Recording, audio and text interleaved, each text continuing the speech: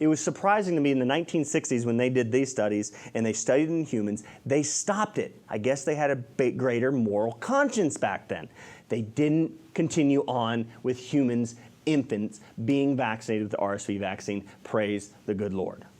But they are seeing this with the coronavirus vaccine, so history is going to repeat itself unless we get them to realize that they better make sure it's safe in animals before they give it to humans. Okay, again, you guys can go back and read all of this stuff. Animals given Illumina or PBS exhibited epithelial cell necrosis, bronchiolar and perivascular mononuclear cell infiltrates consistent with epithelial cell infection and inflammatory response seen in viral infections.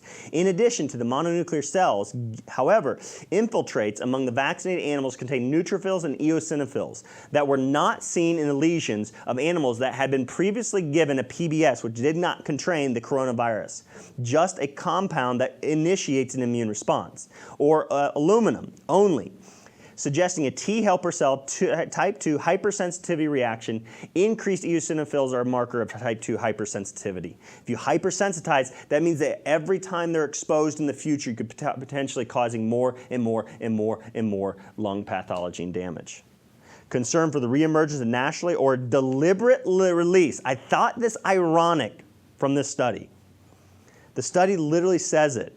Applying the principles of infection control brought the epidemic under control, but a concern for the re-emergence, naturally or deliberate release, supported continuation of a vaccine development effort so as to have the knowledge and capability necessary for preparing and using an effective vaccine should the need arise. I thought it ironic. This effort was hampered, the effort to create this vaccine and move to human trials. This effort was hampered by the occurrence in the initial preclinical trial of the immunopathological type lung disease among ferrets in cynomolgus monkeys. So monkeys and ferrets, God bless the ferrets. If you go back and watch my last influenza vaccine, God bless the ferrets video, lots of ferrets been sacrificed to figure out that vaccines are really bad. Given a whole virus vaccine adjuvanted with aluminum and challenged with infection with SARS coronavirus. The lung disease exhibited the characteristics of type 2 immunopathologic eosinophils. Lung sections suggested hypersensitivity that was reminiscent of the description of the type 2 immunopathological reaction in young children given an inactivated RSV vaccine and subsequently infected with naturally occurring RSV. Most of these children experienced severe disease with the infection and led to the high frequency of hospitalization. 2 children died that were vaccinated. The conclusion from the experience was that clear. RSV lung disease was enhanced by prior vaccination. And they're seeing the same thing they saw with the animal trials and the RSV vaccines that still went to human trials. Do you guys understand this? The scientists were so moronic, they still said, we've still got to try it. Rats and ferrets and monkeys may be different than humans, and they are. And maybe they meant well, I don't know.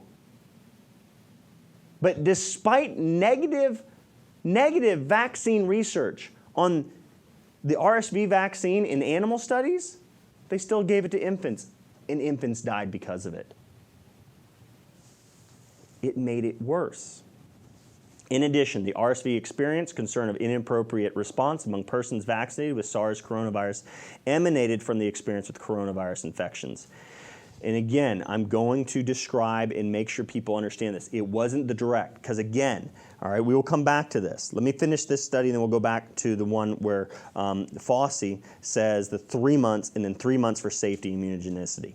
Infections and the disease in animals that included enhanced disease if the animal was vaccinated and then naturally infected. You will still come in contact with this.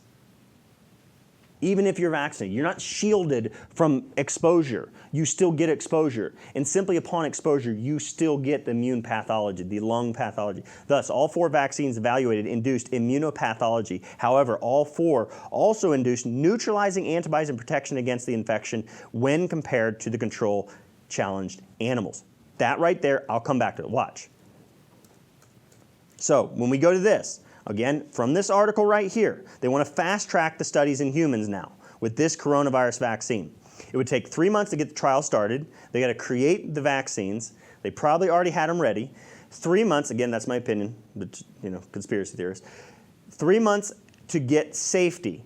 So all they would do is 3 months evaluate whether the person, it was safe to give the vaccine. And again, the animals weren't dying from the vaccine.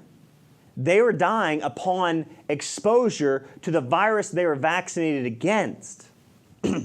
So those 3 months of safety, they'd be like, look, the vaccine's safe because these people haven't had the time to be exposed to the coronavirus. So they say it's safe.